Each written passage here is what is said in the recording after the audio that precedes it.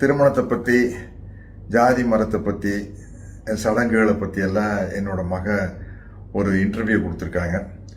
அதை பற்றி சில பேர் ஆதரவாக கருத்து தெரிவிச்சிருக்காங்க, சில பேர் எதிர்ப்பாக கருத்து தெரிவிச்சிருக்காங்க. எங்கிட்ட அதை பற்றி கருத்து கேட்டாங்க. நான் ஒரு ப்ரௌடு பெரியாரிஸ்ட். எனக்கு இந்த ஜாதி மதம் இந்த சடங்கு இதில் எல்லாம் எனக்கு உடன்பாடே இல்லை. அதே மாதிரி திருமணம் குறித்து எங்கிட்ட கேட்டாங்க. திருமணம் அப்படிங்கிறது ஒரு கட்டாயம் இல்லை, அது தனிநபர் விருப்பத்தை சார்ந்த விஷயம்.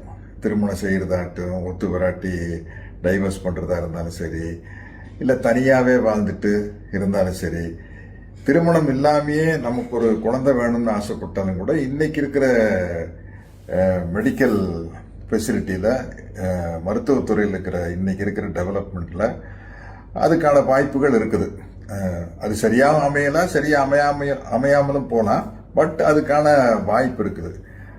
அப்படி இருக்கும் பட்சத்தில் இது ஒரு தனிநபருடைய விருப்பம் சார்ந்த விஷயம்தான் அப்படிங்கிறது என்னுடைய கருத்து. அதனால இந்த கருத்துக்களில் திவ்யா கூட நானும் ஒத்து போகிறேன், உடன்பட்டு போகிறேன் அப்படின்னு தெரிவிச்சுக்கிறேன்.